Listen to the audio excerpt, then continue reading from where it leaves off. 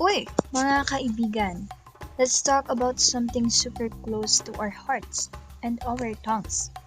The crazy, sometimes confusing, but always fascinating history of language policies and programs in the Philippines. This isn't gonna be your typical history lala lesson. Ito ay kwentong buhay. This is the story of life, the Filipino side. Ako si Alexandra April at samahan niyo ako tumuklas. Before we begin our story, let's have first the introduction.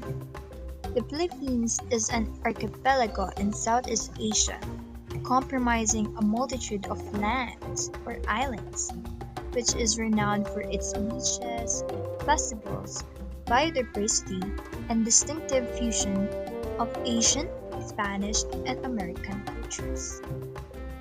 The Philippines is an archipelago in Southeast Asia, comprising over 7,600 islands. It is bordered to the east by the Pacific Ocean and to the west by the South China Sea, or West Philippine Sea. The country is divided into three principal regions. The first is Luzon, second is Visayas, and third is Mindanao. The capital of the Philippines is Manila and is situated on Luzon, the largest and most populous island.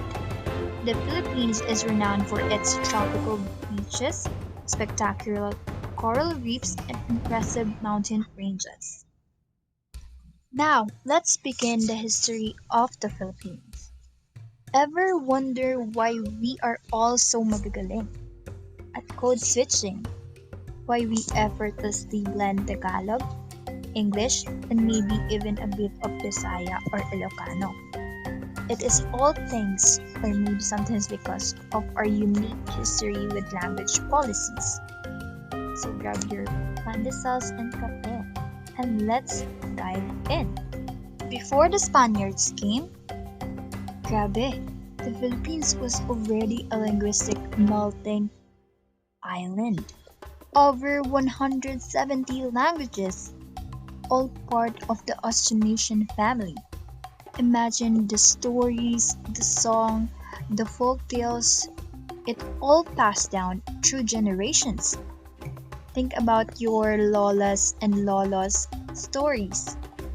That is the legacy of our rich oral traditions. And yes, we had our own writing system. It is called Baybayin.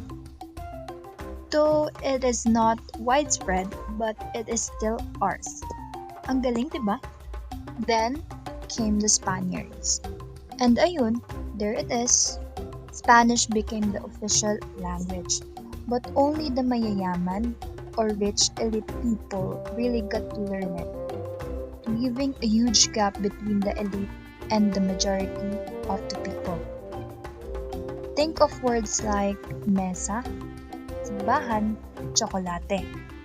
They are still part of our everyday language today. And who can forget about Chabacano? It's like a secret language, a mix of Spanish and local Filipino words, spoken in some parts of our country. And then next, the Americans arrived. And ay naku, English took the center stage. They saw it as the key to modernization. But it is also created a new kind of inequality for Filipinos.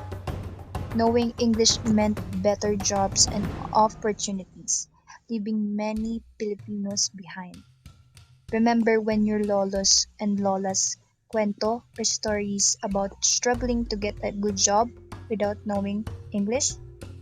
That's one of the struggles. Then the Japanese era. The Japanese government attempted to replace English with Nihongo as the medium of instruction. Nihongo promotion was part of the Japanese imperial agenda. The Japanese occupation was short, but they tried to push Nihongo. But Filipinos don't want it. Ayaw namin. Clinging to English, and our own languages. It was a powerful reminder of our desire for linguistic freedom. After the war, we finally declared Filipino as our national language, a huge step towards unity. But it sparked debate, with some feeling it wasn't fair to other languages. The 1987 Constitution recognized Filipino, English, and our regional languages, which is a more inclusive approach that recognized or acknowledged the importance of regional languages and called for their preservation. It provided a legal framework for the development of multilingual education programs. And now we have mother tongue based multilingual education, or MTB-MLE. We teach kids in their mother tongue first, building a strong base before adding other languages. It's all about making sure na lahat has a fair chance to succeed. Think about how much easier it is to learn when you understand the basics in your own language. One successful example is in the region of Rojas Isabela. They have conducted a research or study which is titled The Effect of Mother Tongue Based Multilingual Education on the Science Achievement and Metacognitive Learning Orientations of Ilocano Grade 3 pupils, Implications for Policy and Practice.